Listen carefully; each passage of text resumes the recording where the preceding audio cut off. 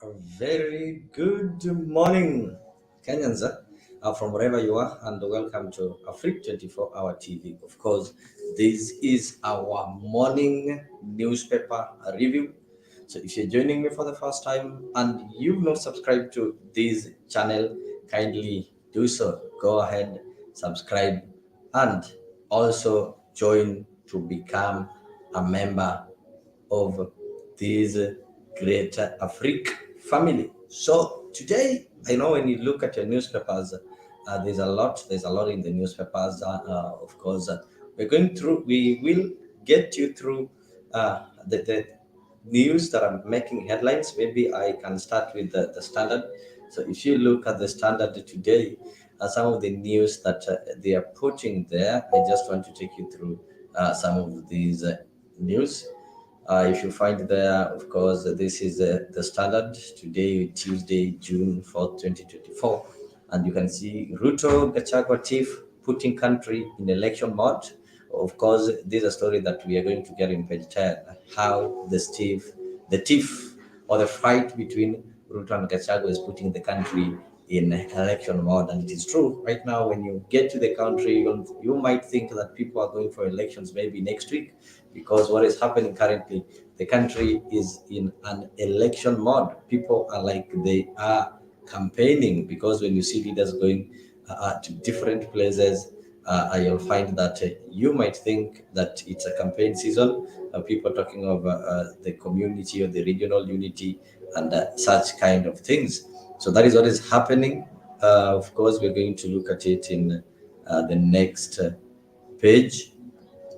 Again, the same page. We will look the first page of standard. Don't gamble with tax. Of course, this is a conversation that is being brought up by this fact that we are having the Finance Act 2024, and this is an act that it's not popular among Kenyans. There are Kenyans who feel that this tax is going to humiliate them. So that is why the standard is reporting there. The finance bill, captains of industry are warning the government that tinkering with the taxation regime will lead to business shutting down, massive job losses, further increase in cost of living, and failure by taxman to grow tax collection, which generates the whole sense of collection.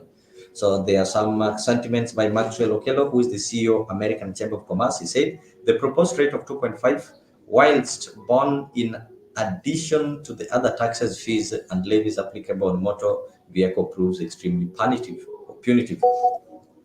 Christine Maina, who East African Venture Capital Association CEO, said introduction of VAT on financial services will make the services more expensive, as additional cost will be passed to consumers, and this may hamper growth. What did Philip Kaikai, the ICPAC chairman, say? Increased deduction on the gross emoluments on the salary of employees continue to reduce the disposable income on this segment of Kenyans. Agnes Mukuha, the Airta country manager of East Africa, said that by keeping all the aircraft at VAT exempt status, domestic travel will increase in volume. And of course, Stephen Okoth, who is CAPSA director, said that this additional operational cost will make business less profitable and result in higher prices of consumers. So people are really complaining, and people are foreseeing some maybe misery. Shall the government go ahead and increase these taxes? Because people claim that these taxes are going to bring some chaos, are going to bring some economic chaos. Of course, Kenyans will not be able to afford some of the services that are being provided, and this one will not augur well with the citizens. On the same page, national, we're going to look at the right why motorists beat why that motorist beat up a policeman. Of course, you guys were able to see, and just a day after that, the motorist was arrested. So it's said that the suspect accused of beating up a traffic officer says that he was angry over his demands and decided to resolve the matter physically, opening the debate of safety of officers and duty. Of course, this is a big debate that people need to make. This guy claimed that the officer asked for much in terms of bribe, and he got angry and decided that now, instead of paying you the much that you want, let us go physical. And it also opens the debate on the safety of the police officers. You remember sometimes back last year when the IG proposed that, not IG, but sorry, the Cabinet Secretary for Internal Security, Kindiki, proposed that the traffic officers will not be having firearms or guns. Some Kenyans praised it, and there are few people who said that this one is not a good move, because imagine, I don't think that officers should be denied firearms, because the fact that they don't have firearms is because we don't have enough firearms. But even if you're a traffic officer, so look at a case like yesterday. Uh, the gentleman knew very well, but this officer wasn't armed, so that is why he went ahead to give him some blows and kicks that happened, and claims that it was bribe. Bribes don't pay. That is good here. Karibu sana, brother Benson Media. I can also see you. So we are going to look at that story. The Law Society of Kenya sues Linturi over fertilizer Saka. I remember Linturi was taken to the National Assembly. There was an impeachment proposal, and of course, the committee that was in charge of reviewing his impeachment did clear him. But right now, the Law Society of Kenya has dragged the minister to court, arguing that he has a stake on what transpired and is equally to blame for the sake of fertilizer. So let us see if this thing is going to succeed, maybe at the court, because the National Assembly already acquitted him. If you go to the second page of the Standard, it talks of senators Mal locking out IBC vice chair from running poll body. Remember, this IBC bill is still there, and right now we don't have a commission. We can't have elections. Remember, even Magarini, member of parliament, lost his seat last week through the Supreme Court that nullified his election. But we cannot go for a by-election because we don't have a complete IEBC in office. So senators, in the discussion of the IEBC Act, which states that whenever a vacancy occurs in the office of the chairperson, the vice chair shall act as the chair until such a time the chairperson is appointed. So IEBC Amendment Bill 2024 seeks to bar the commission vice chairman from assuming the chairman position automatically. This is a debate that I know is going to be widely contested, because according to the constitution, what is there currently in the IEBC Act is that if the chairman maybe exits the office, there are so many ways he can leave office, things like impeachment, death, and incapacitation, then the office is supposed to be occupied directly or immediately by the vice chair. But the Senate wants to ensure that the vice chair doesn't take up that office. I don't know why. Remember, we have the Justice and Legal Affairs chair in the Senate is called Hilary Sigei. So the vice chairperson of the IEBC will not automatically become the commission chairperson when ever a vacancy occurs if a proposal by senators on the IBC Act is adopted. So the IBC Act, Section 7A states that whenever a vacancy occurs in that office, then the vice person shall act as the chairperson and exercise the power and responsibilities of the chairperson until a time when the chairperson is appointed. But the Senate Justice and Legal Affairs and Human Rights Committee has introduced changes to the IEBC. There's an amendment bill 2024 that is being discussed in Senate. And remember, because of this, we've not yet been able to have IEBC. So this IEBC Act seeks to bar the commissioner's vice chairman from assuming the chairman's office automatically, like what happens currently. And the proposed law, remember, is one of the bills from the National Dialogues Committee, with the bill having already been passed by the National Assembly, and it is now being considered by the Senate, which seeks to input some radical amendments aimed at making electoral process efficient. Remember, the current IEBC, I've told you the current IEBC Act provides that the chairperson, in his absence, maybe he can, for you to get somebody there, it provides that the chairperson of the commission shall be a person who is qualified to hold the office of judge at the Supreme Court. So for you to be a chairman of IBC, you must have the similar qualifications to that person who can become a chief justice, or somebody who can become a judge at the Supreme Court.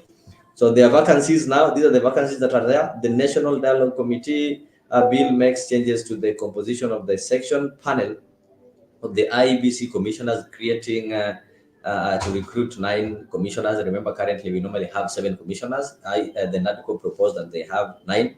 And IBCs have been operating without a chairperson after former chairman Wafula Chebukati and the Commissioner Abdi Gui and Boya Molu. I remember their term or their years ended. So now we don't have anybody in that office. If you buy your standard, you'll be able to read that story in the second page of the standard. Still on the second page, they talk of school closed due to safety concerns of toilets and classrooms. My friend, where are we? A school has been closed because of the safety concerns of toilets and classrooms. So a school doesn't have toilet and classrooms, but our country is really, really, really, really having a lot of money. Which school is this? A school in Likuyani, Kakamega. Yes. County has been closed indefinitely over dilapidated toilets and classrooms. The move follows a joint decision by the school management and parents who feared for the safety of the learners and teachers. Public health officials had condemned at least 10 latrines and several classrooms in the school.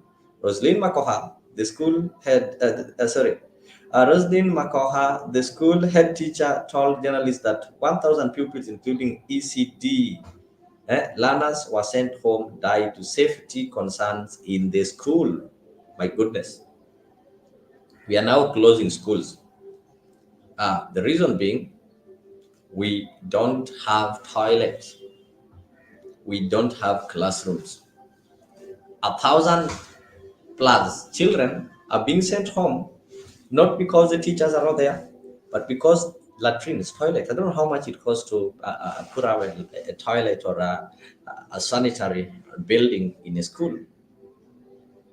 I think even the money that are being contributed in the Arabs are enough. So Senator Boni Alwale, you're the senator of Kakamega. Tafadhali, kindly do something. A school with 1,000 plus children cannot be closed simply because there are no toilets. And apart from that, before we reach there, these schools do get what is called capitation. There's a capitation money that the government sends to schools.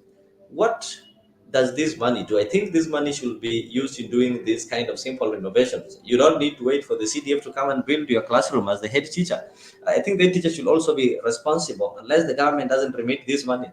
Because if this money is remitted, just building and rehabilitating and maintaining the school toilets, I think this is a joke. This is a joke. And the people, the board of management in this school should be held responsible. A certain story on page 3 of standard is also talking of the new health policy payments start in 30 days. That is what CS Nahomicha said. Remember, Kenyans will now start paying 2.7% of their gross salary to the social health insurance fund, the one called SHIF. That is from July under the new social health authority. So another huge deduction coming on your salary. You'll be paying for the affordable housing and for the new insurance fund, which is called the SHIF, not NHIF, SHIF. It's now changed to Social Health Insurance Fund. They'll have to be deducting your salary 2.7%. So if you are earning a salary of 30,000, know that 2.7% of that will go to your health insurance. That is in 30 days. So be ready for it. And if this one is aimed at improving maybe the health situation, then I don't think Kenyans will have to complain if the money is going to be used well, unless the money is not going to be put into proper use. Again, if you look at page 3, cases of advanced HIV in Kenya set off alarm bells. Yes, it is estimated that more than 50% of HIV/AIDS related deaths are associated with advanced HIV diseases. The patients with advanced HIV have damaged immune systems, which results to death. And I think the United States of America is one of the leading countries that do support this kind of program. You'll read that in page 3. Back to what we call the Finance Bill 2024 proposed, yeah? The private sector opposes the finance bill. They say it is a recipe for job loss. They claim that most Kenyans are going to lose their jobs when this bill is passed. Yes, of course, good here. It's true that it is the management. You know, these schools do have some management, some board of managers or board of governors. So that is under management. It's even embarrassing telling the media about it. I think the head teacher should be embarrassed to tell the media that they are closing a school with 1,000 students or learners simply because they don't have proper toilets and classrooms. Yet the school receives money. The capitation fee, the fee is sent, the money is sent to these institutions on a yearly basis. So, what are the private sector saying as they oppose the finance bill? Let us look at it in. This is what they have to say. Okay. So the businesses shutting, they say that business shutting down, massive job losses, further increase in cost of living, and failure by a taxman to grow tax collections are some of the likely impacts of some of the proposed tax measures in the Finance Bill 2024. So they're saying that if this thing passes, the business might shut down, and when business shut down, there'll be massive job losses and further increase in the cost of living, because the cost of living will increase if the cost of products are high and people don't have the purchasing power. Then obviously maisha ama gharama ya maisha itakuwa juu. So these are some of the implications of the proposed finance bill 2024, and the private sector have really opposed it. They are against it. Yeah, you'll read it there in page 5, page 4, sorry. Page 7, you can be able to see the story of this gentleman who attacked the police officer. So there has been a parasitic relationship between the police and those in the transport business. I think this is so funny.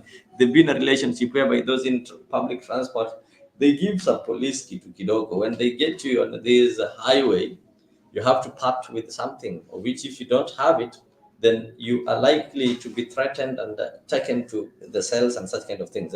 So there are mechanisms for addressing police injustice. Of course, you don't need to fight a police. No police officer should be fought in uniform. However, maybe angry you might be, but it's unfair, it's unprofessional to involve a police in a fight.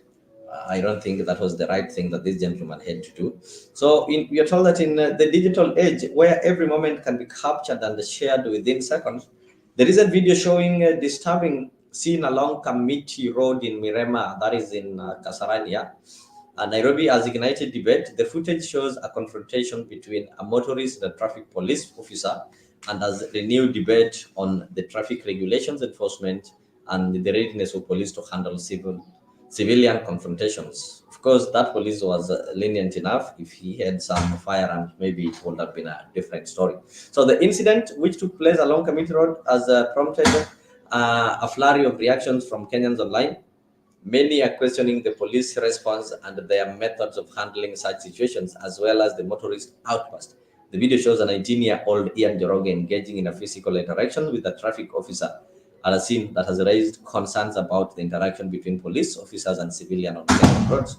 So reports suggest that the officer entered Joroge's vehicle to arrest him before Joroge attacked him with kicks and blows. So the public intervened to save the officer. Yeah, I had some comments, and the people were saying that, you see, uh, if that police officer could not, how do you say, protect himself against that 19-year-old boy, then how sure are we that these police officers can be able to protect us? Some people were laughing and saying that no, that the police officer was weak. He cannot just be beaten like that. He need to protect himself because of the people we depend on to protect us. And people forget that currently, according to the instructions that were given by the cabinet secretary, Professor Kindiki, was that the traffic police officers should not be having firearms. And you know, Yeah, there's some Kenyans that were opposed to this because you never know. In these streets, we even have thugs with firearms. So I think that wasn't right.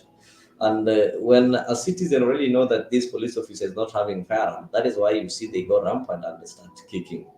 Yes, it is true a police officer in uniform should not take bribe, but it's also true that we need to show some respect to our police, because if somebody sees you kicking a police like that, then that kind of respect that you normally give them, that kind of safety we feel safe next to them, it gets away and it becomes normal. People will start abusing these police officers. The thieves who have been maybe snatching your phones along the roads will do it, knowing very well, but these people are helpless and can do nothing. I think that is a dangerous direction. We are told that during interrogation, Joroge revealed details about his parents' occupation and denied having any prior training in assaulting officers. He attributed his action in frustration, alleging that officer demanded an exorbitant sum of money which he could not afford. I was just angry. We were not understanding each other because he wanted a lot of money, which I could not get. So Joroge said. So the interrogating officer quickly interjected and told him, "What are you saying?" Before asking Joroge to insult himself. Sema wewe ni wazimu. The officer instructed, to which Joroge replied, "Mimi ni wazimu kabisa." So I think it was really funny, and some of these police officers are funny. Askari anaambia Joroge, sema wewe ni wazimu. They tell you to abuse yourself. Huh? So that is what happened. We don't know. We hope that justice is going to be uh, found. Or somebody has noted, penned something on police and road users. Is there bad blood between the two? It is not the first time we're seeing this. We've seen some even, yeah, there's a time I even watched a driver hitting on a police officer just on the road. And some of these police officers, some have lost their lives on a similar way. So I don't know the blood, the bad blood between the pedestrian, the road users and police. Yeah. So a section of Kenyans have given mixed reactions about how police officers relate with road users. In Kakamega County, residents interviewed said that there exists bad blood between traffic police officers and road users, especially with those operating public service vehicles. And a resident cited an incident where a traffic police officer based at Kakamega Central Police Station was hit by a matatu driver along the Kakamega Kisumu Highway in December last year. So the officer was riding on a motorcycle, attempted to overtake a matatu while chasing after the lorry and knocked down a woman who was crossing the road. So this is something that has been happening. The bad blood between the road users and the police is something that is there. It seems these people don't understand each other. And we also have to agree that the police, sometimes they also harass the road users. They are rough on these roads. They are really rough on these roads. And the road users don't find it friendly. And that is why they get mad. They get mad. I've had a friend who once told me that, askari alijilazimisha kwa gari yake. So what he did, not even that person. Last year, a certain TikToker lady, though that wasn't a police officer, but was a county government officer, she decided to give that officer a ride, akampeleka out. Yeah. It took him around the city and dropped her somewhere. So this guy also did the same. He dropped the police officer and ni kama na mtu anakutoa pale town anaenda na kuacha huko past Mlolongo. Then they drop you and tell you now you can go back to your workstation. So these things do happen. And I think citizens are sometimes frustrated with the way these police officers harass people. Some of them, I don't know if the law allows them to force themselves into your car. They'll just force themselves there.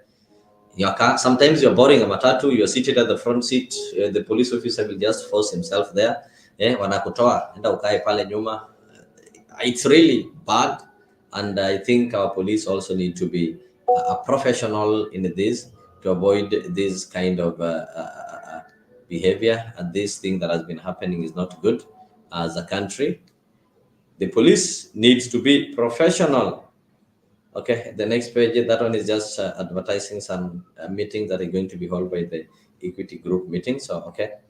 Page 10, Ruto Gachagua rift threatens to polarize the nation, split lawmakers. There's been a rift between the president and the deputy president.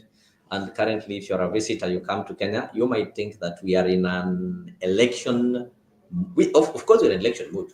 You might think that we are going for an election next month. Imagine South Africa had the elections last week. But when you had an opportunity to visit South Africa, apart from the noise from Malema, you would not realize that these people are going for an election.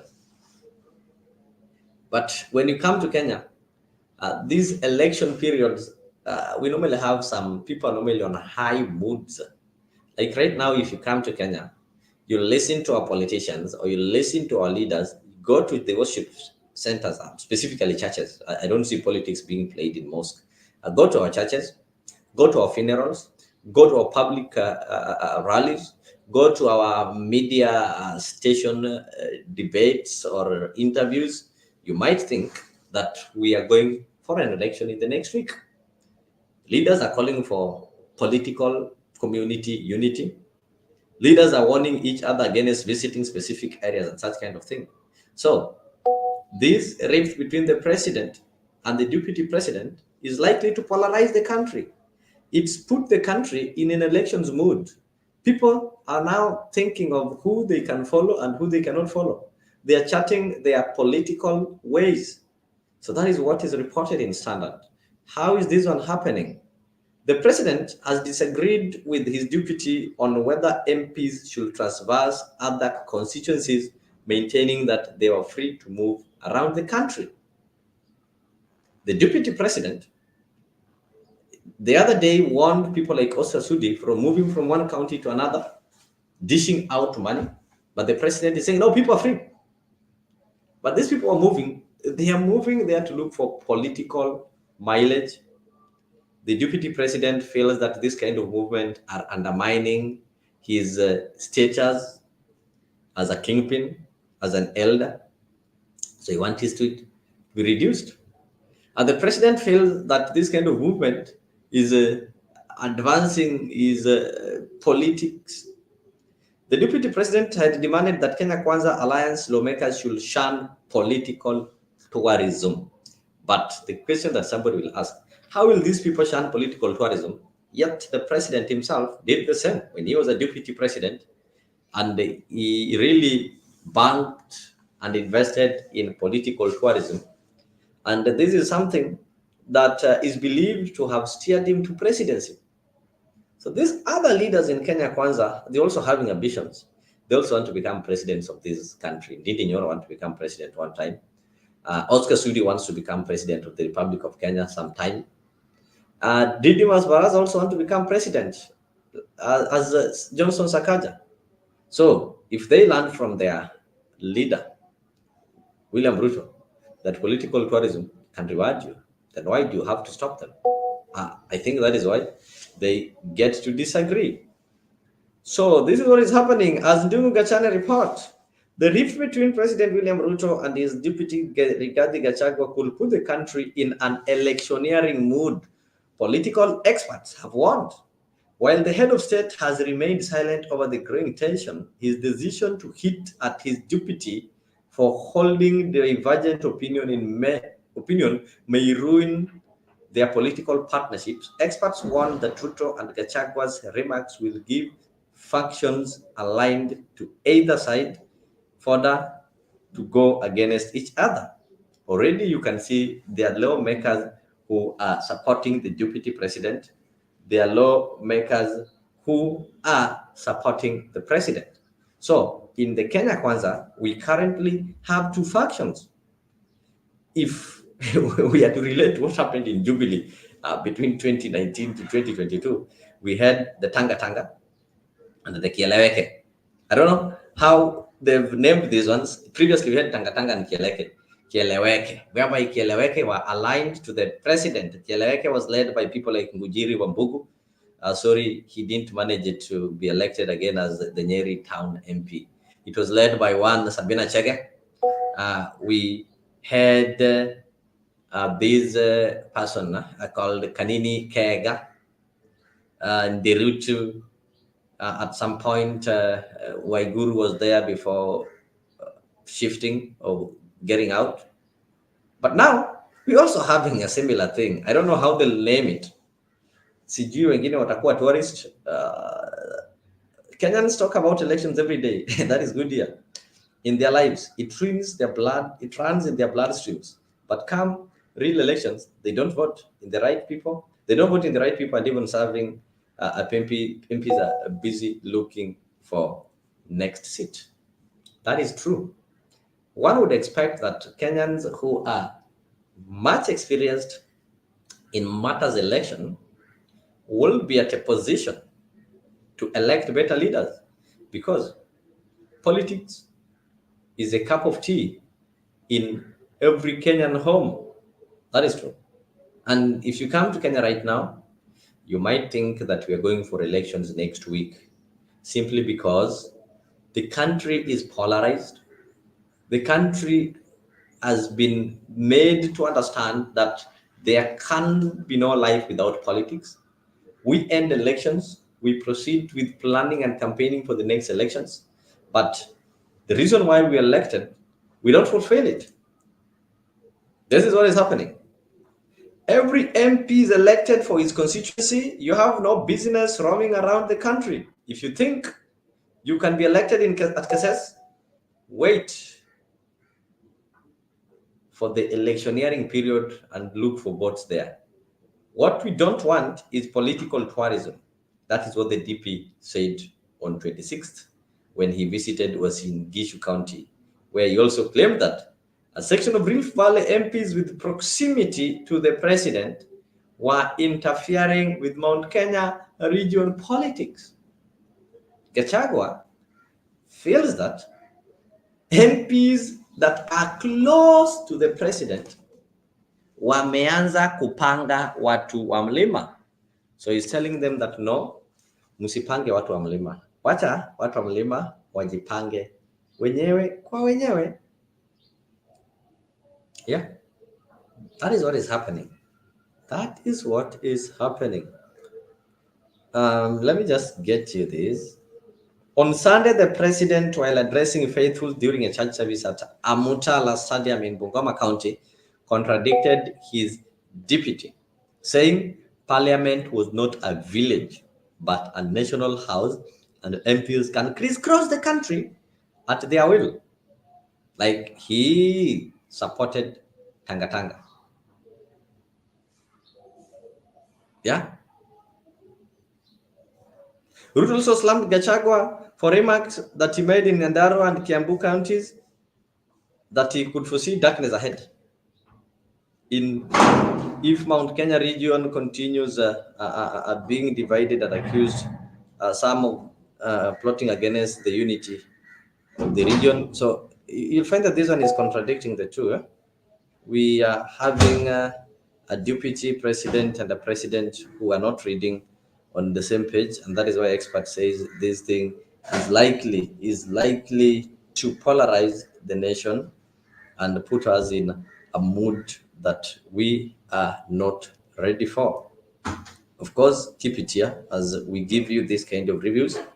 Just a short break, then we'll continue. And also to remind you, if you've not subscribed to our channel, if you've not subscribed, kindly ensure that you get to YouTube, look for Afriq 24, subscribe, and also go ahead, join and become a member. We have so many programs, of course. We not only do these ones, but we also have so many programs that will always suit your viewership needs. They are programs that will always make you satisfied.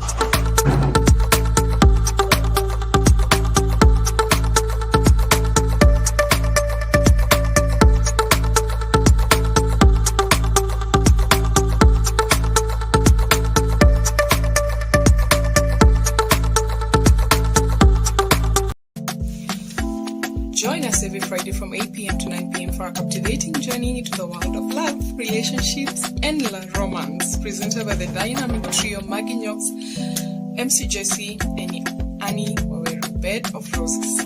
Promises to be your weekly dose of heartwarming stories, insightful discussions, and expert advice on matters of the heart.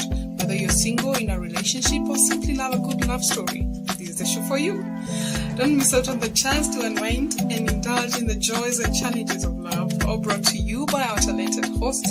Tune into Afriq 24 every Friday from 8 p.m. to 9 p.m. and let us guide you through the enchanting world of Bed of Roses. Subscribe now and mark your calendars. You don't want to miss this.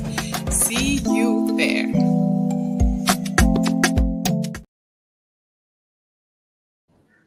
Right, thank you for Kumitia. Don't miss that program on Friday. Of course, it comes on your screen every Friday from 8 p.m. up to 10 p.m. So good day is saying that, okay, I'm glad most Mogomians have woken up clever. They don't believe that the stadium was up to international standard as they were told and will hang on their votes. How sure are you? I think at the end of the day, these guys are going to be convinced otherwise. Maybe they'll be told the contractor had to rush because of the event that was there, and maybe things are going to be corrected. I don't know if Kenyans do vote based on policies and maybe how their demands are met, or maybe how the promises they were given are fulfilled. I remember at one point this nation was promised some 9 stadiums, and these are promises that was given from 2013. It wasn't fulfilled in 2017. They still had to vote for the same people who gave them that unfulfilled promise.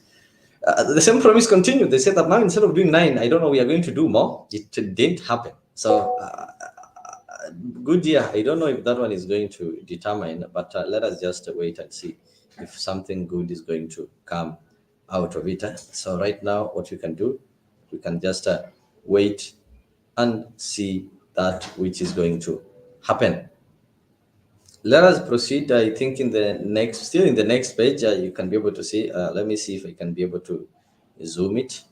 Those are the greetings between the president and the deputy president at the event that happened on Saturday at Masinde Muliro Stadium. And when given, okay, I think this one has also featured there. When he was called to give his speech, this is what he said.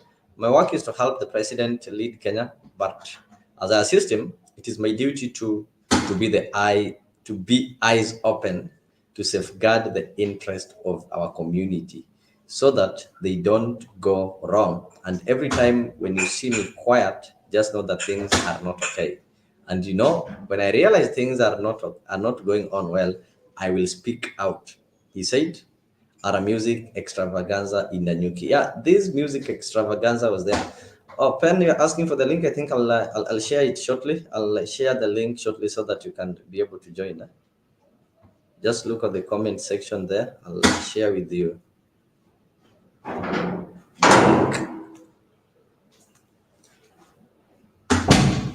So that you can be able to join it. Thank you. So I think you guys, I've heard what the deputy president said. He said this. I'll read it again. My work is to help the president lead Kenya, but as I assist him, it is my duty too to be eyes open. Lazima akue macho. Why is he getting eyes open? To safeguard the interest of our community so that they don't go wrong. And every time when you see me quiet, just know things are not okay. And you know, when I realize things are not going well, I will speak out. He said at a music extravaganza. So at the music extravaganza that happened just after that Bungoma meeting, the deputy president left the president and went to Nanyuki. But what political leader can stand up and say, my party is a party of principles? For the party of Kennedy is also the party of Islam. The party of Javits is also the party of Goldwater. Where is our party? Where is the political party that will make it unnecessary to march on Washington? Where is the political party that will make it unnecessary to march in the streets of Birmingham? Where is the political party that will protect the citizen of Albany, Georgia? Do you know that in Albany, Georgia, 9 of our leaders have been indicted, not by the Dixiecrats, but by the federal government for peaceful protest. But what did the federal government do when Albany Deputy Sheriff beat Attorney C.B. King and left him half dead? What did the federal government do when local police official kicked and assaulted the pregnant wife of Slater King and she lost her baby? Those who have said be patient and wait, we must say that we cannot be patient. We do not want our freedom gradually, but we want to be free now.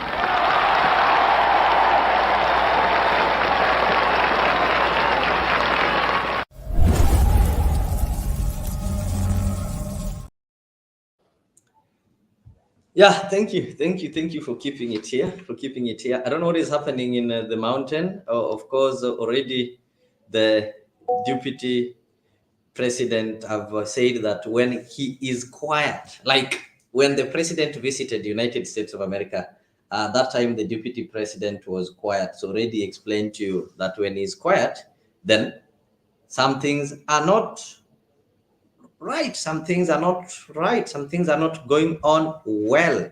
For the people who are doubting, the deputy president confirmed to you that when you saw him quiet, things were not moving on right.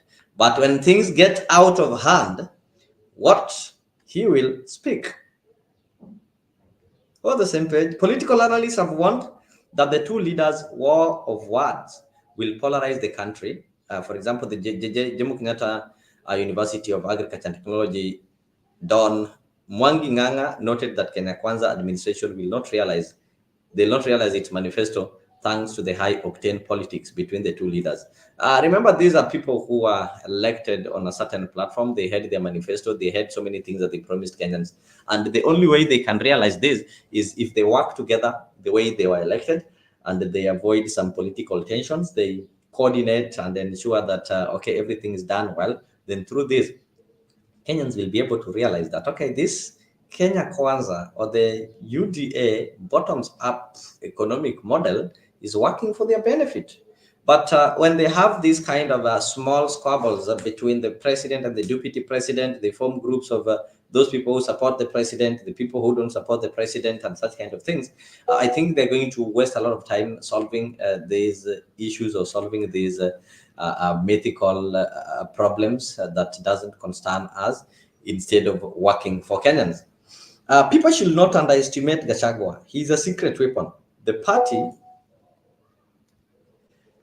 party is creating behind the scenes will show another earthquake. Someone can only be frozen for a certain period. 2027 will be fun. Of course, we are waiting for 2027. And for Kenyans who don't know, is that we did report in our channel here. We did give you those, how do you call it? We did give you those moshene, but it happened. Even before it was reported in the newspapers, we did tell you that Gachagua is organizing himself, of course, anajipanga. Umejua he's the son of Mau Mau, and as the son of Mau Mau, the guy is really organizing himself and getting ready for anything. He's not just somebody who can just be ignored. Maybe I can say what is happening is that people underrate him. Yeah, people underrate Gachagua. They don't know the potential that Gachagua is having. They keep on thinking that, okay, Gachagua is just a small fish. He wasn't known and such kind of things, but he's working behind the scenes to come up with a political party that, just in case you think that you can throw him away and replace him, then he will also show you dust. Let us wait for that. Let us wait for that. Construction of mega dam starts after years of tussle. That is some great news to the people of Muingongoni in Machakos sub-county. The construction of Muingongoni Dam has finally begun, and with that, we know the people will be able to have their water problems solved. There's also some news there of Governor Godana warns locals on incitement to chaos. I think that is a good step. You know, local politics is so dangerous, because when the leaders just keep watching people inciting each other, then it turns out to be dangerous, because you never know what might happen. Yeah, you never know what might happen. Let's look at what is in the next page. There's a case there at Bamburi. Okay. Safaricom not to blame for SIM swap theft. Quote. Some people took Wanjiru, somebody called Wanjiru sued Safaricom and blamed it for alleged negligence. And the High Court has dismissed her case and placed responsibility on her. There's this SIM swap theft, whereby you have your SIM card swapped. Somebody gets your SIM card and proceeds to withdraw your money from Safaricom. So this gentleman sued Safaricom, who said, not this lady, that Safaricom is not responsible for that. Of course, you find that story in standard page 13. And the most interesting story, before I maybe read it, I think I'll give Pen Nyagaka an opportunity to weigh on some of the things that we've done. Because there's a story there whereby the Law Society of Kenya decided to sue Linturi and the permanent secretary Rono over the substandard fertilizer scandal. So Pen Nyagaka, it's a very good morning here in East Africa. I'm glad to see you. We're just going through the newspapers. Of course, you've had number one, it talks about the report about the Finance Bill 2024. And the private sector have really opposed it, saying that it will lead to job loss. People will become jobless.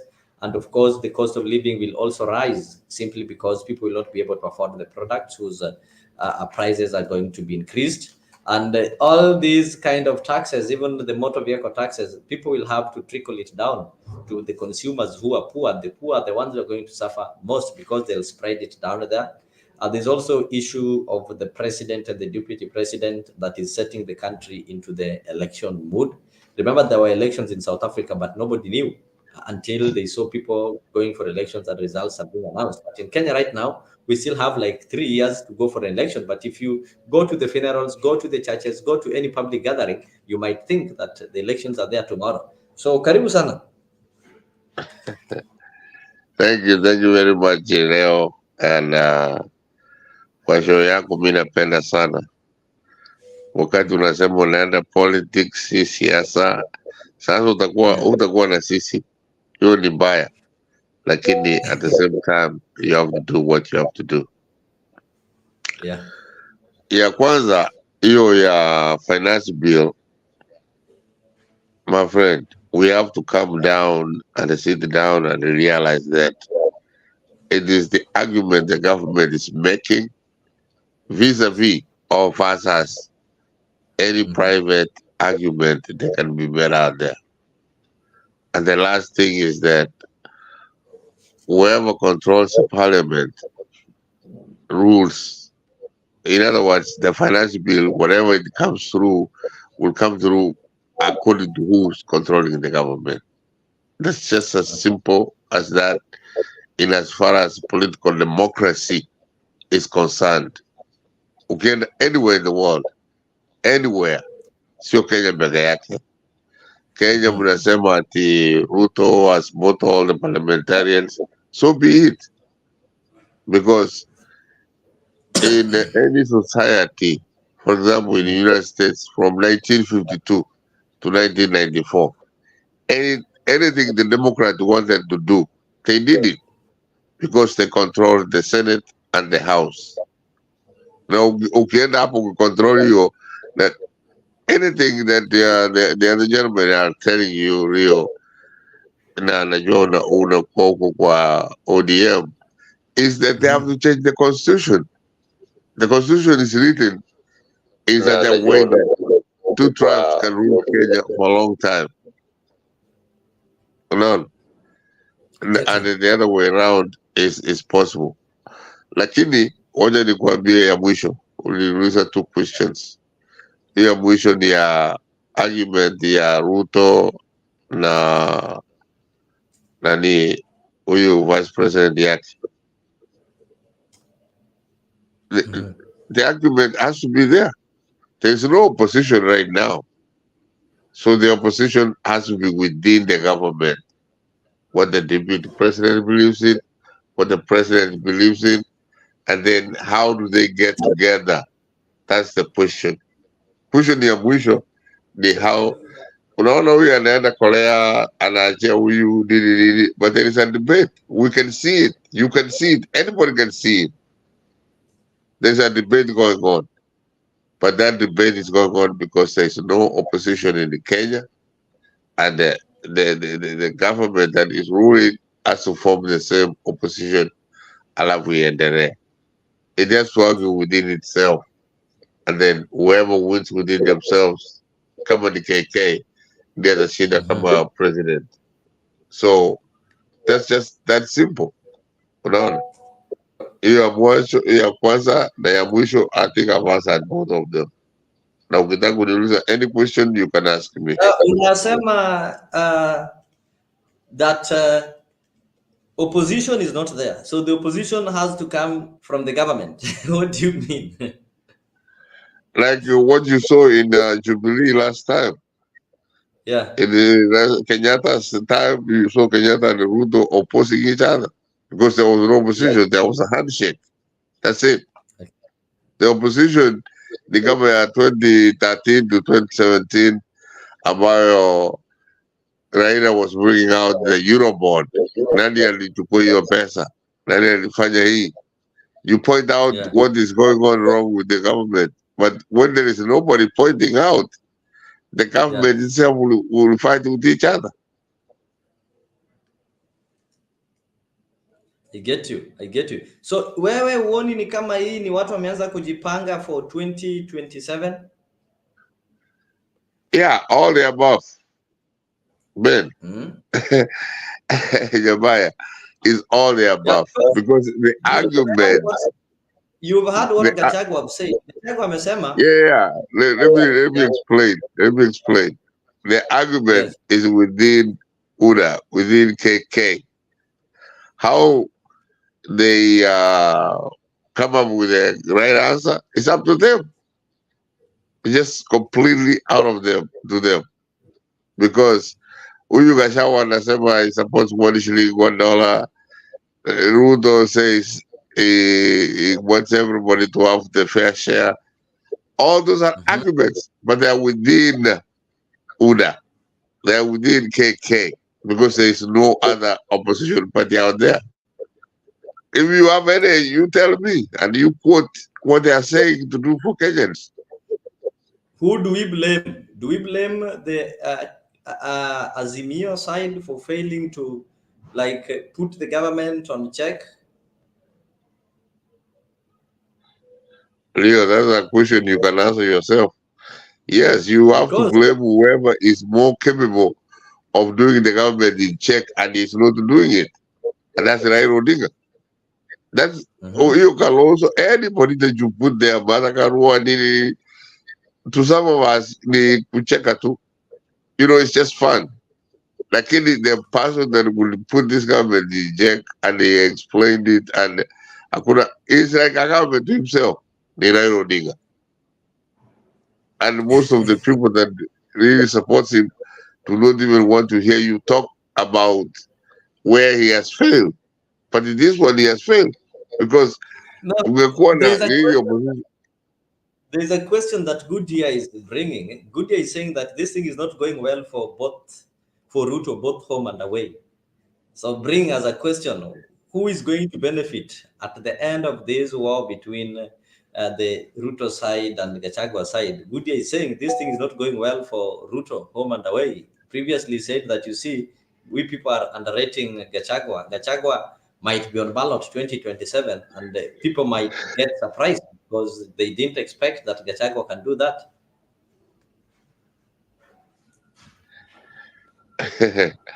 Woody anasema mzuri sana, na I don't like really being against Woody at all. Kwa sababu yeye iko very, very logical and very truthful. Lakini moja niambie Woody today like this. Who is ruling Kenya? Who is number one and who is number two? Period. As of today. If we want to look tomorrow, then we have to use other variables, other ideas. Come on. Like me, I don't have the other variables. Lakini nataka kuambia Woody here. We support the Ruto today not because he is the best. It is because he has put the game down that he has clearly beat everybody else. Na amechapa kila mtu na hiyo game yake. That's the only reason we are supporting huyu mtu kama Ruto. We're not supporting him because he's all that the above. Lakini Mhm. good year, wherever this chairman has gone, he has studied the green. And wale watu ambao wakumpenda from the beginning, hawampendi now, they are even worse. I think ngoja nikwambie ile Yeah. nige Raila angeshinda elections, I would have supported him by now. But those Okay. people who never like Raila Ruto, right now they hate him even worse. So I ask myself, could have I really hated Raila this much? No, because elections are about the time and you move on. You forget that time and move on. Lakini ukiweka hiyo election kwa moyo yako na nini, you have a problem, my friend. Mm. Mandago used to say, usiweke kwa roho, weka kwa lungs. Yeah, yeah, That- alisema ukweli, kwa sababu yeah. kuweka kwa roho inakuwa, it is very painful. When you lose that you believed it, you really hate it. Hiyo ndio inanifanya watu wengi wa I have a lot of friends with the ODM, but they say Yeah. they they they say that my right is in the right place, my heart is in the right place, but I'm in the wrong politics, Okay. and I like that a lot. Because what is being said here, people have started discussing the 2027 in that you can see Good is telling you that Ruto might be a one-term president. So maybe the question that people are asking, who will make Ruto a one-term president? Because this man managed to become president against a strong candidate, Raila. So do we have anybody in the country who might make Ruto a one-term president? Or is Gachagua that person who is courageous enough that is going to maybe come up with an earthquake that is going to make Ruto a one-term president? Is Gachagua likely to send him home? No, Gachagua is looking for his magnanimity for 2032, for his serious stamp on the presidency of Kenya. 2027, my friend, I will not, Leo, I will not really tell you that even Gachagua has a chance in 2027 against Ruto. Because Mhm. the only person who had a chance was Raila Odinga, and Raila sort of opted out. Even if he comes back, he will come back as damaged goods, you know. So, it is, and then what you just said, Ruto beat the duo when they were in the government together.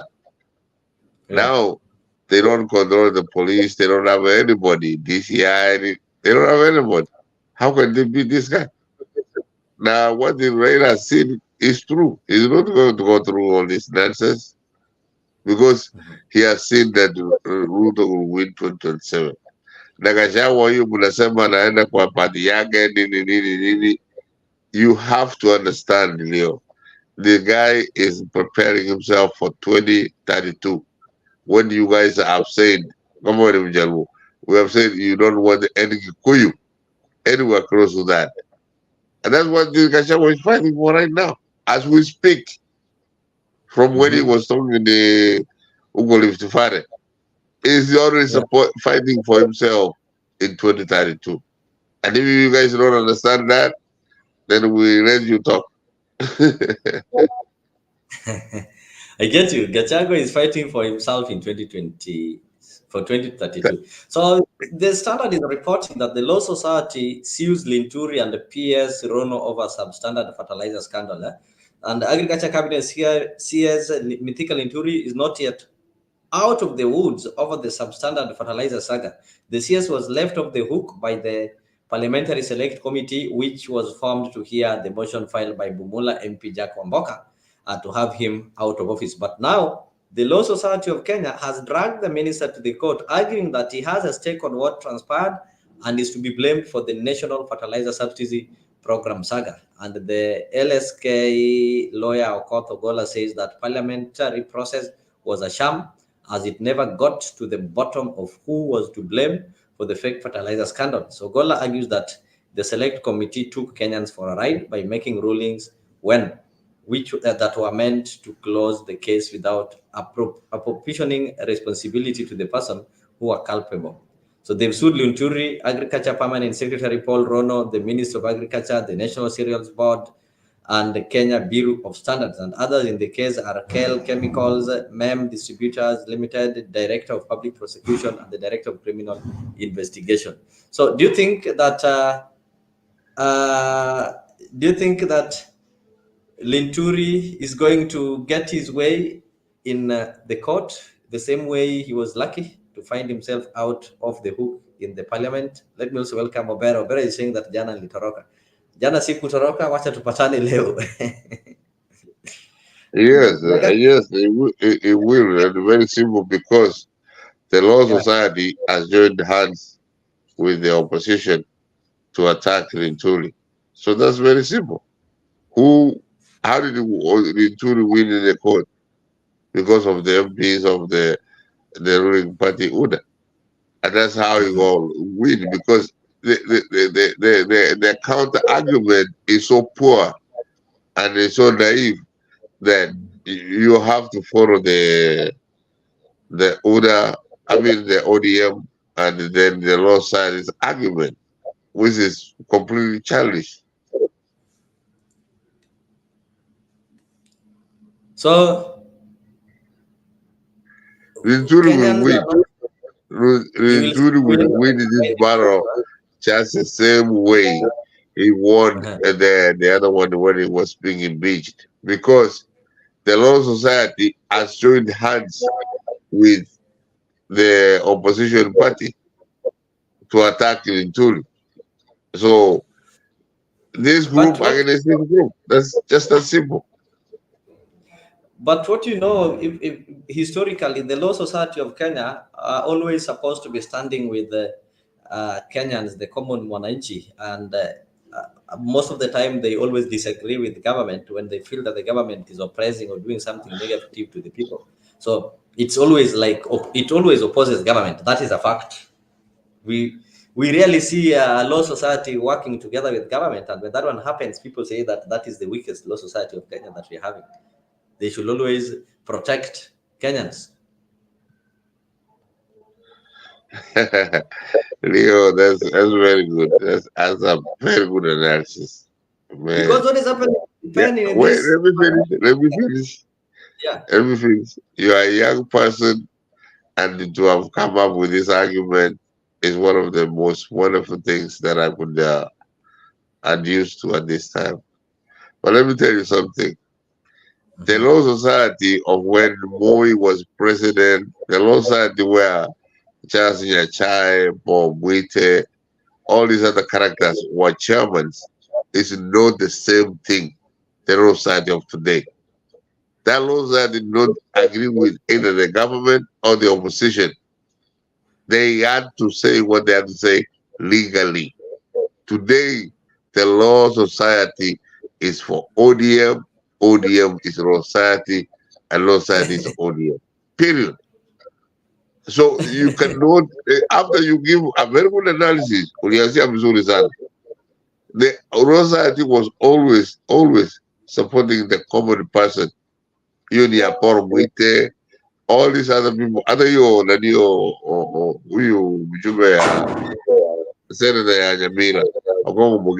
those are the law societies that really advocated for the common person. But this law society of today is advocating for ODM. So if you agree with ODM, you will agree with the law society. Period.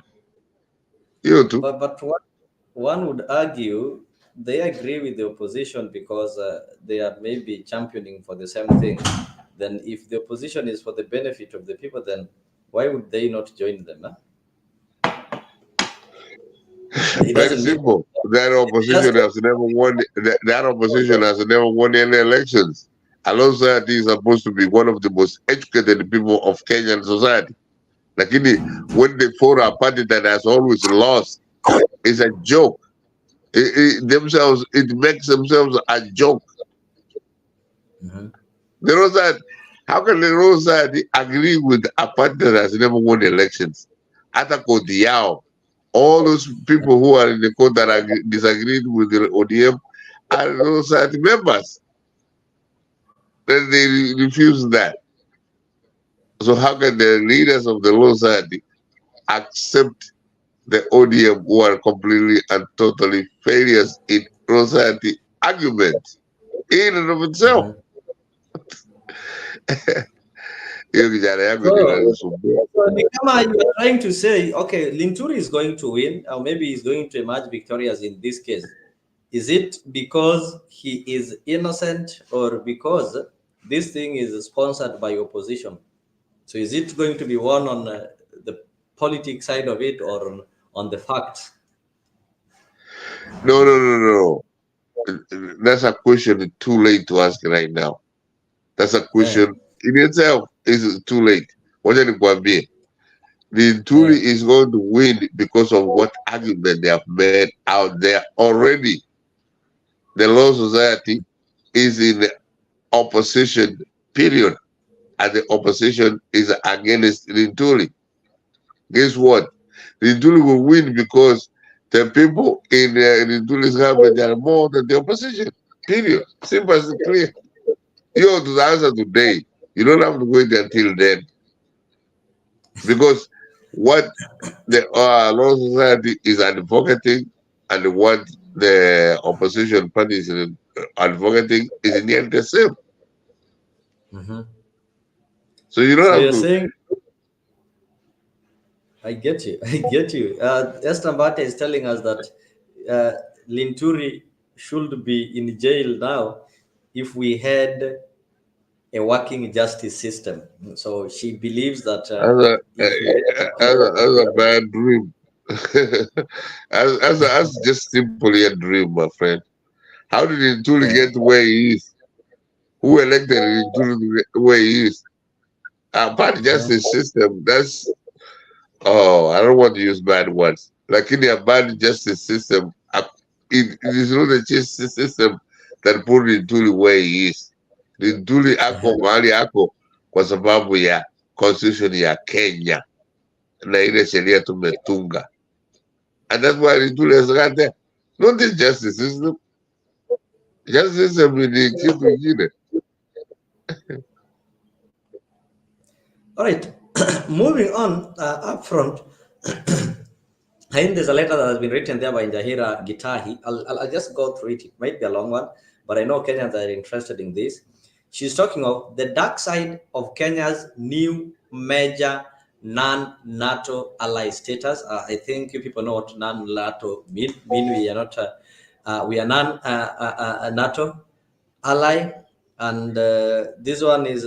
I think it's still not yet approved because after Biden saying this, the bill should be taken to their Congress, and once the Congress approves it will be, if I'm not wrong. So right now, I think it's too early to talk about it because Biden is story. No, you can talk But about it. yeah, You can talk about it, Leo. this lady is saying that this one of the apparent wins from President William Ruto's visit to the U.S. in Kenya has now been designated as major and NATO ally. The North Atlantic Treaty Organization, comprised of key Western nations, is well known for protecting its interests in various regions. Hence, Kenya's new status as a major non-NATO ally, which is a first for a country in sub-Saharan Africa, will ensure that the United States and its allies protect their interests in the larger East African region. So it cannot also be ignored that US seeks to have interests protected due to latent fears that Russia and China are taking over the continent, both economically and militarily. So the US has for some time now expressed distress at the military stronghold that Russia holds in West Africa, as well as the economic stronghold that China holds over nearly the entire continent. But it cannot be avoided that in allying with the US, Kenya is allowing itself to be used to fight the literal and figurative wars that the US wages. This agreement comes about interesting moment when Kenya is currently holding a public inquiry against the British military for the offenses that it has committed in the country. The British, compared to the Americans, have had a hold in the region for quite some time, and one of the unfortunate consequences of this is that civilians have had to endure the ills of military in the form of gross human rights violation, aside from multiple unwanted pregnancies, many of which are the result of sexual abuse. The BBC reported that Britain's training mission in Kenya is being accused of thousands of persons. Among them are the family of a young woman allegedly disabled in a hit and run by a British army truck, a mother who said she was abandoned, pregnant, and a man who mauled by a lion in the wake of fires and such kind of things. So perhaps the most prominent case arising from the actions of British army in Nanyuki is that of Agnes Wanjiru, who was murdered in 2012 by members of the army under unclear circumstances. So let me just go straight to the point that she wanted to put. Kenya must also consider the larger history behind Americans' military offensive around the globe. Already, we are being utilized as the guard dogs of the US by sending our police to Haiti, whose political situation does not exist within a vacuum. Haiti is the first former slave colony in the world to have fought for and attained its freedom, and this fact has deprived it from achieving true peace ever since as the US and the powers work towards permanently destabilizing the country by inserting itself into the complex political situation. So the questions Kenya must ask are the 16 helicopters and 150 armored vehicles that Kenya is to receive from the US as a result of the deal really worth it? If the aim is to strengthen the US hold within the region, then we are already fighting losing battles, just like the case with Haiti. Some of the regional conflicts are not organic, but instigated by US and other foreign powers. Perhaps the Kenyan government needs to consider where it lies morally and politically before making this ostensibly financial sound deal. So that is the opinion of that lady. But Leo, she's trying to say that this Kenya is going to be used by US. All these kind of agreements that we sign, we are not going to benefit because they normally say Americans don't give you free money. It's about interest. So it's like Kenyans are now going to be used to fight the political and the economic war of United States of America. They feel threatened by China and Russia. So now they want to come and secure Kenya, which is strategic in East Africa, which has got a vocal leader, so that they can be able to maybe spread their influence. That's one true. Yeah.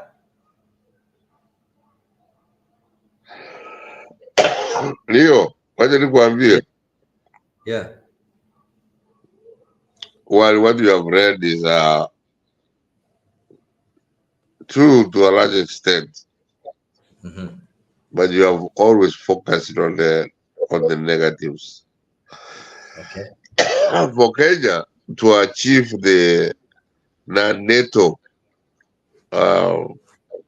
member, Yeah. it's not just that simple. It's just a walk in the park. Yes, what you are saying, America has interests. Kenya has interests, so that if they don't show their interest to the Americans and advise me, don't blame the Americans. But the Americans know that in most third world countries, they get away with it. But for Ruto to have negotiated for you and on member of NATO, which means anybody attacking Kenya will be seen by the NATO group. Anybody, there are so many guarantees if you go up there that you will get. Not the simplest. The argument you are making, while I accept it to a large extent, ni kidogo sana.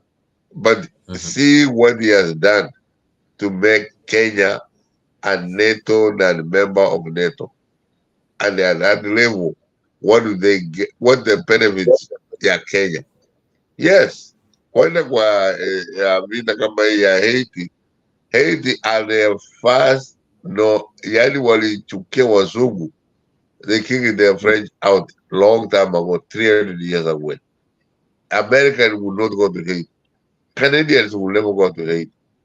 So for this gentleman to have arranged this, now let us give it time. If it succeeds, succeeds. If it fails, it fails. and we'll see what he says. Lakini hao watu wa Haiti, they do not want to see any white people ruling over them. Never. Yani wanakataa, anybody will tell you. And even up to now, Kenya will live a good life. You have a rights, nini. Lakini ukienda nchi kama hiyo Haiti, watu ambao wanaonekana kama wasungu ndio wanapata kazi, any business hiyo, yani carte blanche, unaona, and they hate that. Ndio hakubali hata hiyo vice president arudi huko, alikuwa kama mzungu, walikataa. So we know the politics. Wacha tuendelee mbele, ukiendelea nyuma it's okay, but what we are telling you guys ni kuona ya kwamba look at Africa, look at Kenya in a larger picture. What does it mean to be called a NATO permanent, government? That guy has done some of the most wonders that we never knew Ruto can do. Hiyo tu. Mmalishia hapo leo. Before you go, this one is interesting. It's from Kisii County, whereby the Kisii UDA leaders vote to escort deputy governor back to office. Remember, the deputy governor was impeached. That is, their deputy governor was impeached some time back, and after that, the impeachment was taken to the Senate, and the Senate confirmed. So in March, Dr. Monda went to court, and in March, a court in Machakos blocked the Senate from gazetting Robert Monda's impeachment. So the court was told not to gazette his impeachment until the petition he filed is heard. But despite that, the Kisii County governor, that is Governor Simba Arati, went ahead and nominated for vetting the County Public Service Board Chairman Elijah Obebo as the deputy governor designate. So it has taken a political election whereby the United Democratic Alliance leaders in Kisii County have voted to escort the area's embattled deputy governor Robert Monda back to office in line with the court's order. So the leaders spoke yesterday at Riodanga area in Nyaribari Chache during the burial of the late Kemunto, who was the mother-in-law to Dr. Monda. So in March, I've told you what happened. Obebo was subsequently vetted by the county assembly and his name approved. So IBC Chief Executive Officer Hussein Majan had also written to ODM party saying the agency's hands are tied and thus can't clear Obebo under the vetting. So remember, you always have to also to involve with the IBC in such kind of thing. But remember, currently the country is in a crisis. We're having a constitutional crisis. IBC, Haiko, such things are not there. So the UDA leaders in Kisii have said that, in fact, they're the ones who are supporting Monda. And you remember, even when the bill was brought at some point, Silvana Sosoro is the one who wanted to represent Monda as his lawyer. But in the Senate, he was told, no, that one cannot happen. So they've said they're going to escort him to the county offices. So how possible is this? Leo, unajua mimi natoka Kisii. Hapo Nyaribari Jaje ndio mimi natoka. Unasema deputy governor amekuwa impeached. Huyu Monda is on the other side of the boundary, up on the other side of the boundary. Wacha nikwambie. The simplest way of handling our issues in Kisii ni kusumusa ukweli. What the Monda did is wrong. What the UDA government is doing right now is trying to salvage somebody who did wrong. Monda, even for him supporting with the ODM, Iliakwe deputy governor, was wrong in and of itself. He never believed in the principles of the ideas of ODM. He just believed that he has to get there to get a job. So he went there because of convenience. He just went there to get a job. Huh? Yeah. Yes. So you could listen, it's a very deep held issues, ya kwamba, if whatever you go for turns against you. That's between you and them. You know, he would never have realized that some of us will go to that kind of level of psychopathy so that he can get a job. And if the same people that's against him, I don't see how I can defend him, Leo. I don't even. I know who you're talking about. What I want, I'm syndication. When I'm home, those are the people who talk to me and who say anything that they want to me. But I will not really understand why Moda had to go to that level so that he can be somewhere where even in the DSC Parade, he knew from day one that he was never with him. So So, Simbarati knew very well that he was just a joyrider. He was never with him. yeah, yes, yes. And because they all wanted to win elections, and I'll get to the point there. And Silvana Sosoro is saying that you see these are issues that people can sit down because we are one community, so people can sit down as a community, have them discussed and resolved. Right? That is what they're trying to say. It didn't have to reach No, at the point where somebody Ozora goes. anadanganya, Ozora anadanganya hapo ni kudanganya because Ozoro knows that Simbarani is not going to sit down with these Kisi leaders. So yani anamweka gori hata bila kushika mpira. So when Osoro is saying that we can sit down, it's wrong because he knows that Simbarani is not going to sit down with these people. So let us see what is the truth and say the truth. Kudanganya ni Yeah, kitu ingine. that is Osoro, what will yes, we happen. know him like me, the Una like me and everything.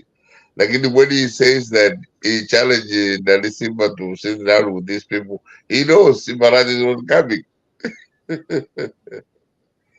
I'm not supporting Simbarani's theories or and anything like that. But I'm Yeah. saying that although don't lie to us, just saying the truth. Akwamba, who you this is a young person like you guys tell us where to be. That's it. So we challenge you for para. Mhm. Yeah.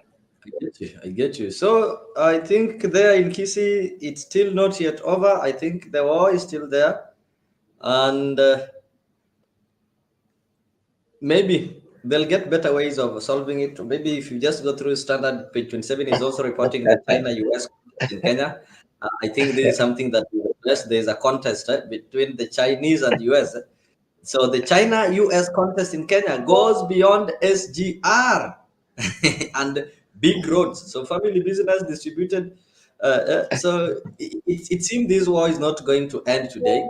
And just as people have been saying that, okay, US is trying to lure Kenya so that they can get back and stop facing east. Remember during Uhuru's time, that is when we faced east and we did get some roads, of course, and so many things, despite the fact that these things were mismanaged, corruption, and everything. But we did get something from China. So it seems US also want to reciprocate.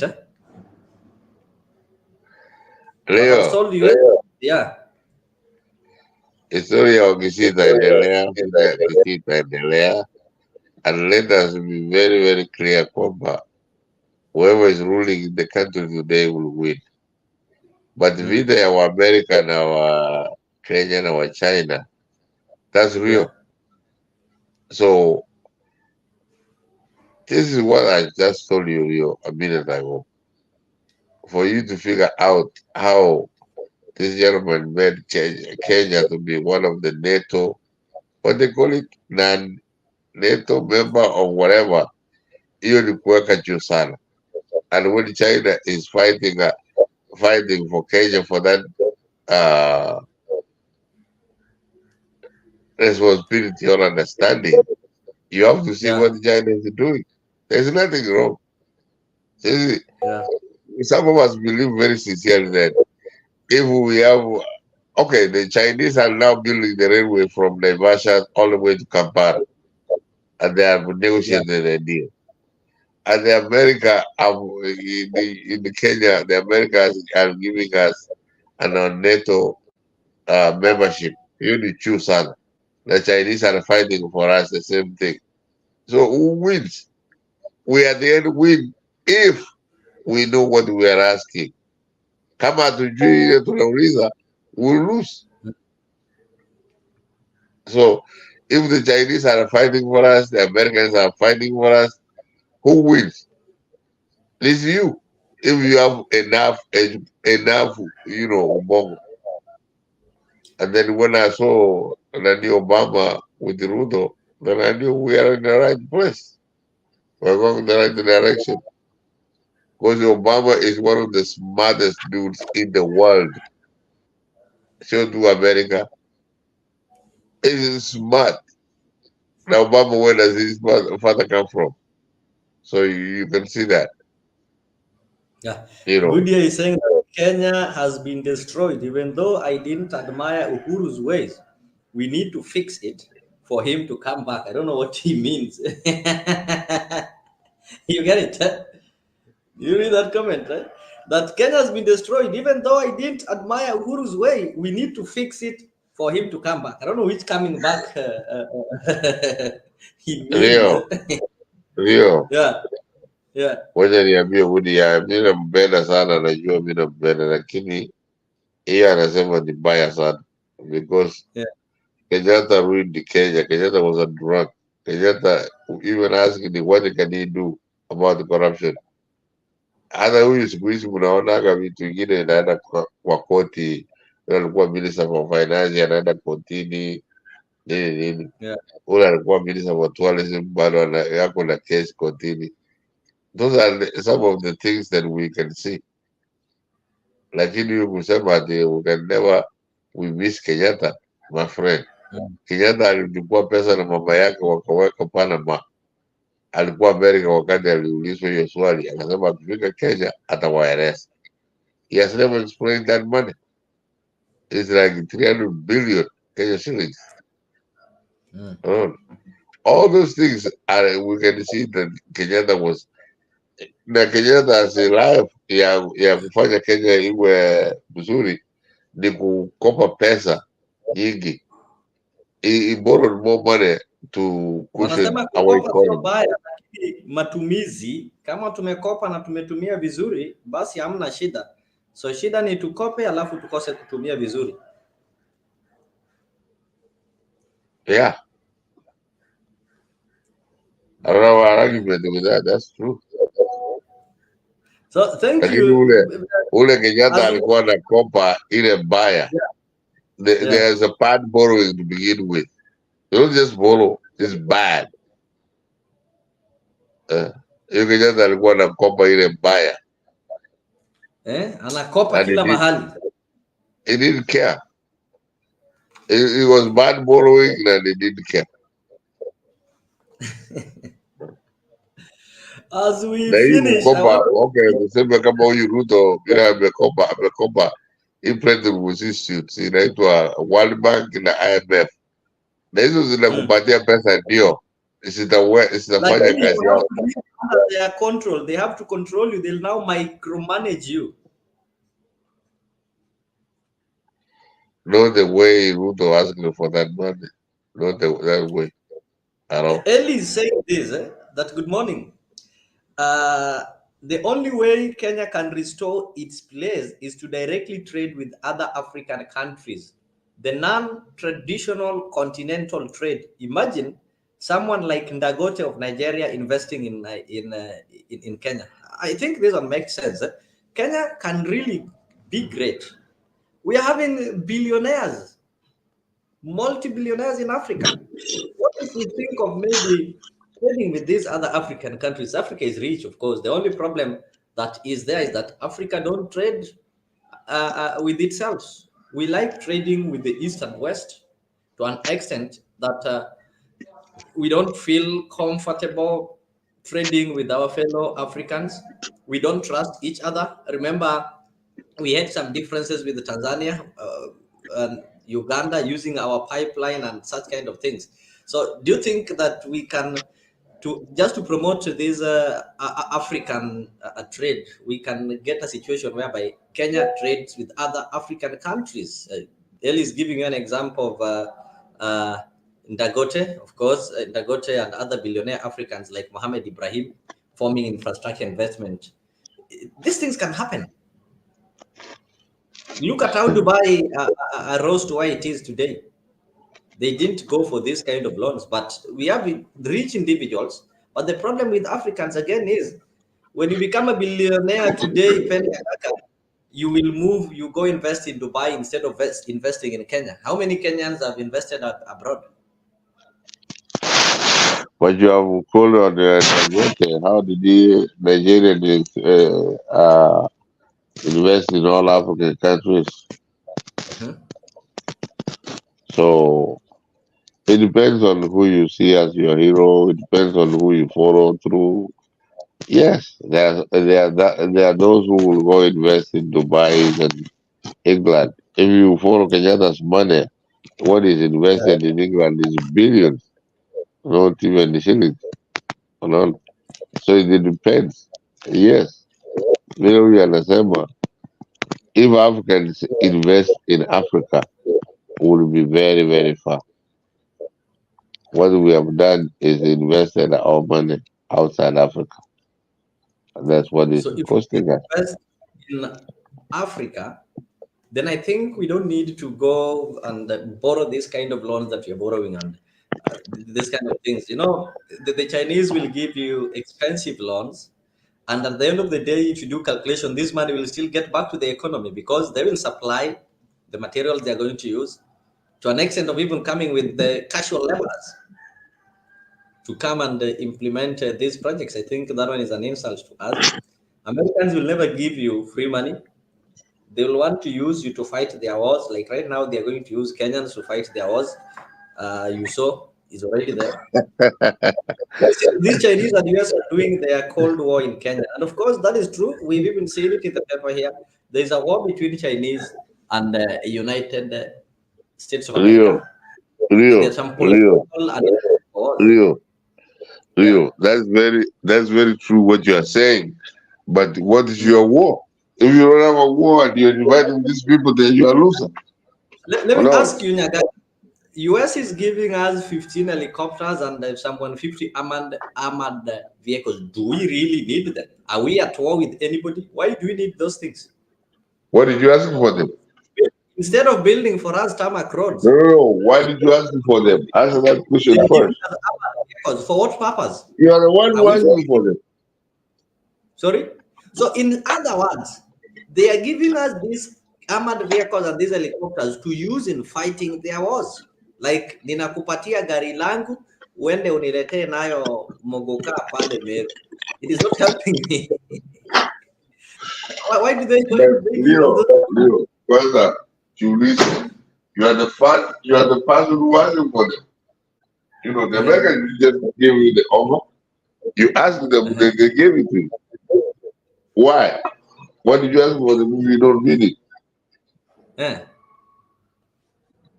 No, I can see Eli is there. Let me allow him to stay a while. Nimeona akiongea kwa comment section. Okay, Eli, karibu. okay. Yeah, thank you. Yeah. What was your main topic there on the newspaper review? Okay. We were reviewing the newspaper. Of course, the first one that we found in the newspaper was addressing the Finance Bill 2024, which has been opposed by private sector, saying it is going to lead to loss of jobs. It will raise the cost of living. Apart from that, it is also going to make KRA not to be able to collect as much because the tax base is going to be interfered with. Apart from that, what also came in the newspapers as we were going through the newspaper is the rift between the president and the deputy president, and it is polarizing the country in some sort of election mood, which is bad for the economy and for the achievement of the bottom-up agenda. It has also come out clear the issue of Linturi. The Law Society of Kenya have taken him to court so that he can be able to take responsibility of what happened at the National Cereals Board. So we're just going through the newspaper. And of course, the issue of America-Kenyan relationship, it's argued that it's like Americans want to use Kenyans as the attacking dog. They want to use us to fight their imaginary political and economic war that they're having with the Russia and the Chinese. So you can maybe just weigh on any of them. Huh? And you can also help us understand this non-NATO ally, what it means and how Kenya can benefit from it. First, I will congratulate Lillian Soneiba, who was yesterday installed as the Lord Mayor of the city of Derry. And we were there with some of those Kenyan politicians, the usual suspects. They formed quite a united voice. When they're abroad, that's what they do. So, Amazon Kingi there, they were milling around with the Kenyans. It's good to see these politicians when they come abroad. No one treats them like they're kings, you know. They're just ordinary people. Hakuna bodyguards. Tunawacheka kabisa. Hakuna hizo nonsense za mheshimiwa. You know, in fact, I hardly had 5 minutes even with any one of them. I think I only spoke with Olekina. The rest were, most of them just came on holiday. This is what the taxpayers' money does when you have a bunch of politicians making such trips. But it's good that they represented Kenya to see the installment of this new mayor, who is an amazing person. To tell the viewers that this is the first black mayor in Ireland, the United Kingdom. We really need to be proud. From Narok East constituency, from Masai land to the world. Yes, unfortunate.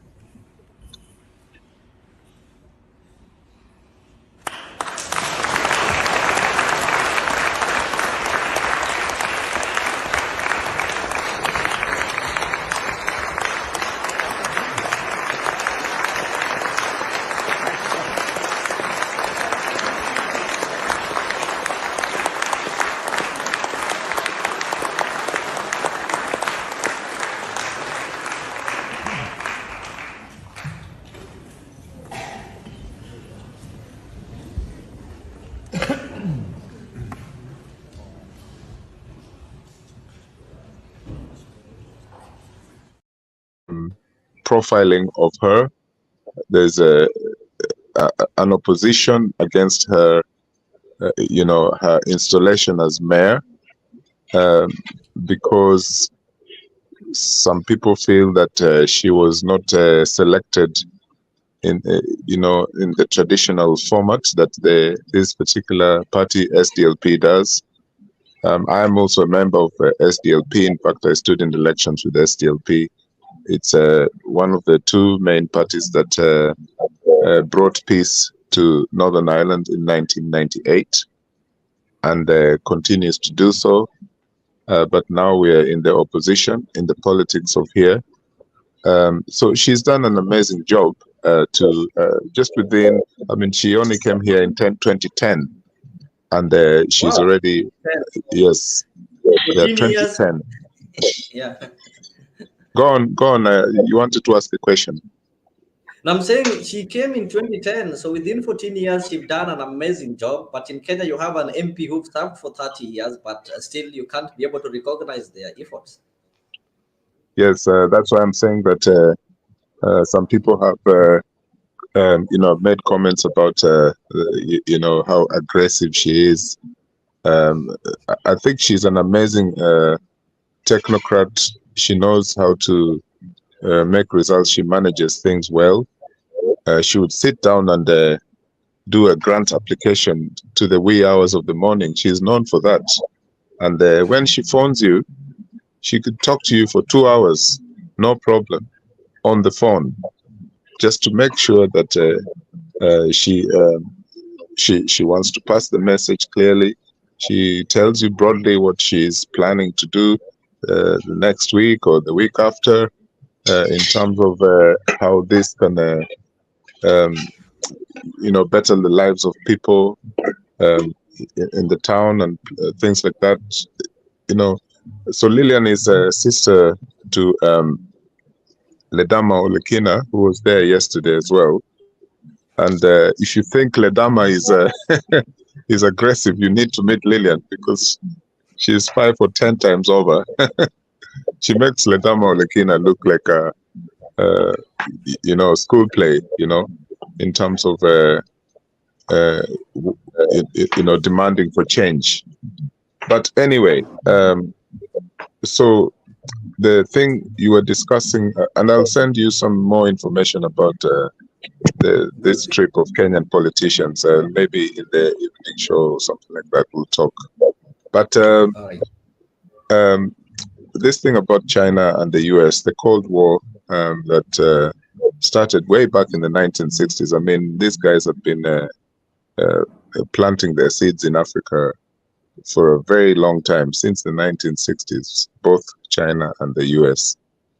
And then China became a mixed economy in the 1990s, in fact, looking a bit more capitalist than the capitalist countries in the West.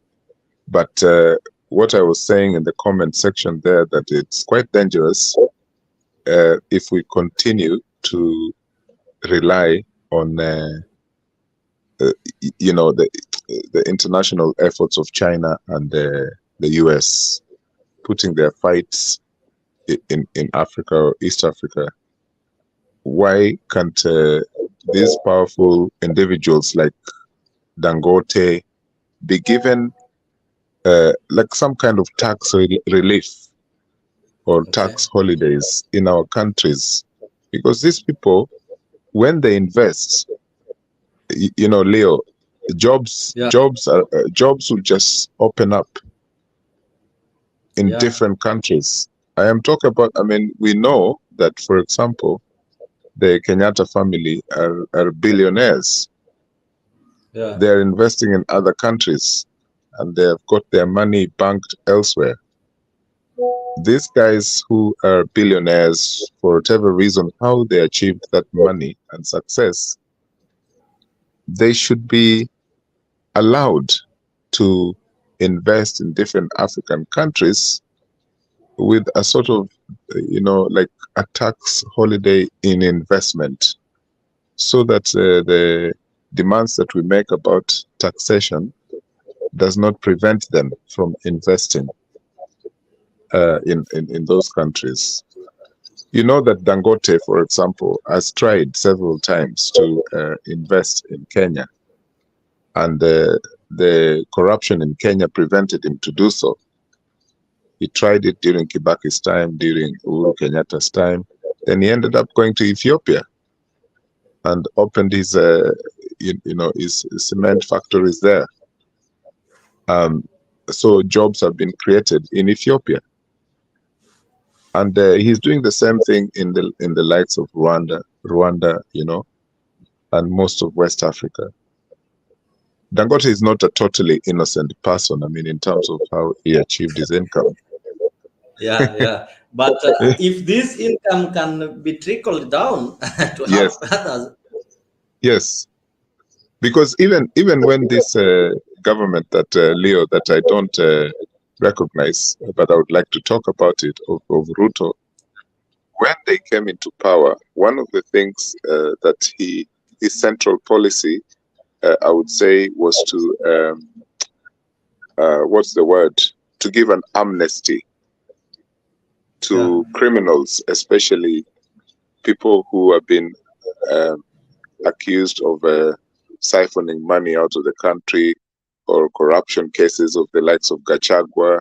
You can see when all his ministers were appointed, they paraded themselves at those interviews in the Senate or National Assembly, talking about their wealth. None of them was a poor person. I think you remember most of them were millionaires when they were appointed. And we know that this is part of the game, to highlight a thing where you can say for example, what do you call that woman who is former ODM politician from Mombasa, from Kilifi. Aisha Juma. Yes, Aisha Juma. She's a millionaire. Okay. Yeah. Now, when that was analyzed, her wealth and all that, I remember some of the commentaries, and they found that she actually didn't have the millions that she was talking about at the interview. Yeah. And do you know why she was doing that? They were talking about millions. Yeah. Well, this guy is talking about millions in that go ahead. When they leave, when you're doing for them some audit, you will not be able to ask them, okay, when we employed you, you had only 5 million. Why are you having 100 millions? I think they were really trying to hike their worth, their net worth, so that in future, after stealing, and most of them, I think they're just trying to give a figure of what they think that they'll be able to steal, so that you won't be able to ask them, how did you get money? They'll tell you, when I was employed already, I have 5 billion. Yet in real sense, this money was not there. I think that is what was happening there. Yes, so the lifestyle audit that used to be done, it wasn't really firm, but it was there during Kibaki's time. So the lifestyle audit and things like that, and that's why they lied about their wealth. A bit like Donald Trump, who has been found to be a broke guy and always, trying to outshine others, how wealthy he is, but he has nothing. So what I'm saying is, if there was a serious amnesty, right? Yeah. Which I think was one of the central policies of Ruto, who himself has been accused of corruption before. So if this amnesty was across board, right, then those people whose wealth cannot be, justifiable, right, they have to show that they can either return this money or invest this money back into the country. These are some of the things that the chambers of parliament should be discussing.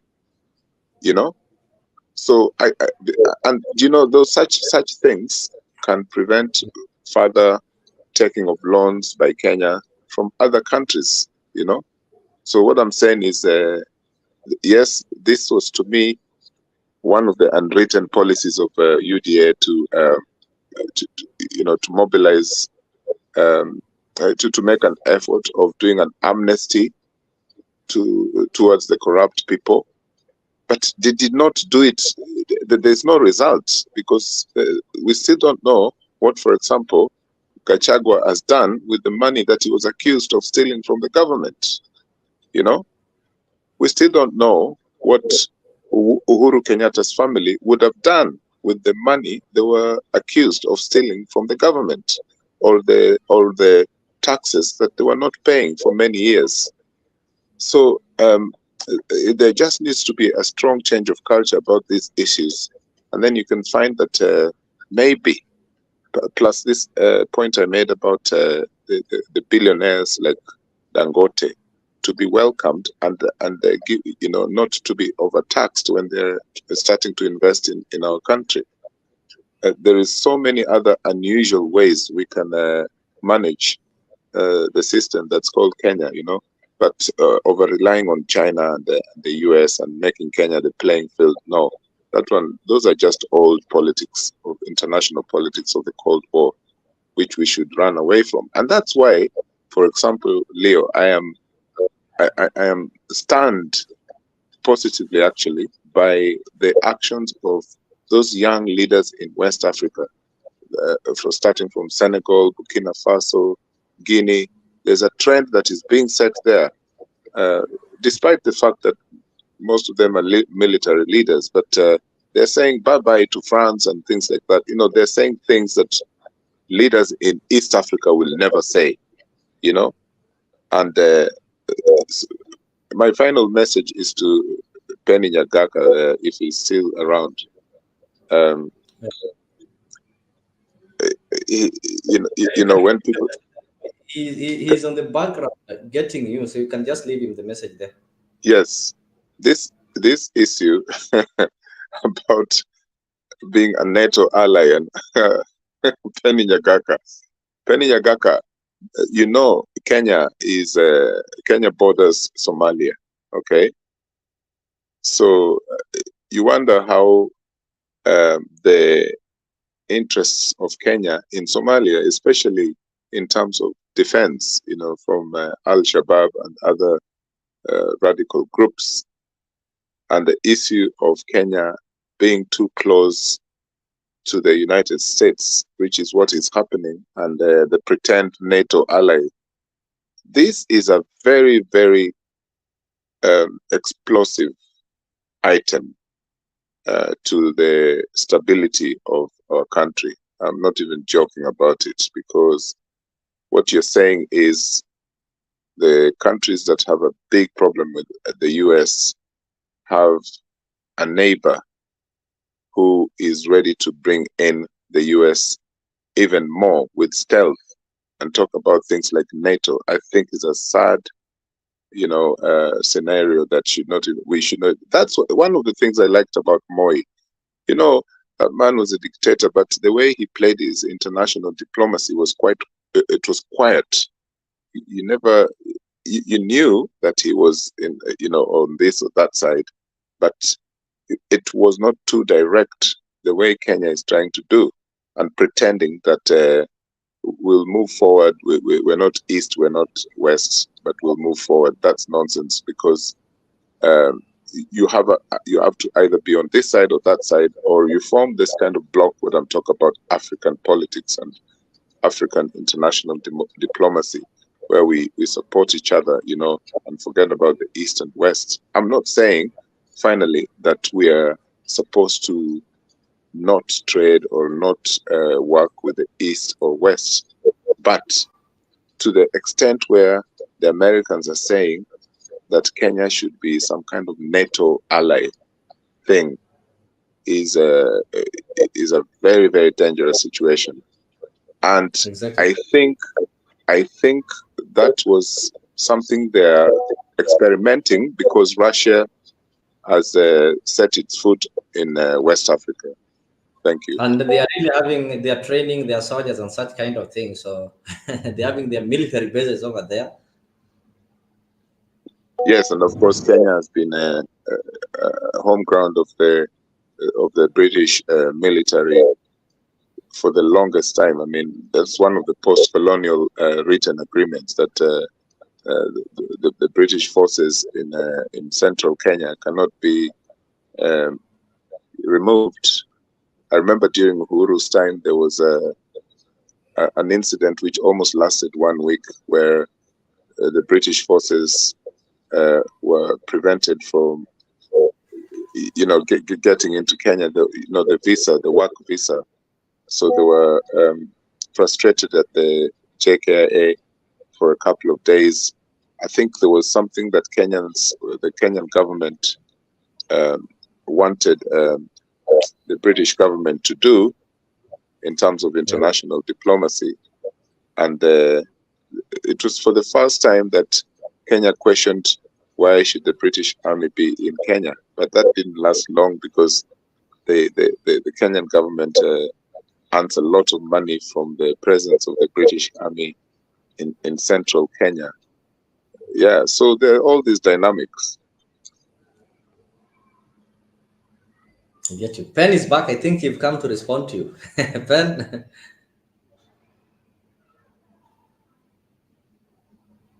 Pen, are you there?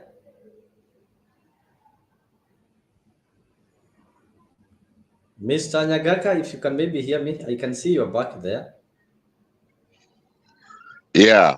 Leo, can you hear me? Yes, I can hear you. Yeah. Tell my friend I really do take into consideration exactly what he expounded on. Why is Kenya wanting to be an NATO surrogate in Africa? What the Eli is saying is the truth, but this is not Moi's time. This is not Kenyatta's time. This is Ruto's time to show up, and he has to be clear where you want to go, and we understand it and follow it accordingly. Lakini ile ingine ya Moi nini nini, that's why they killed Kinauko, because Ouko was asking them, why you getting this money and living in this country? No, hey, we have history that is very, very deep.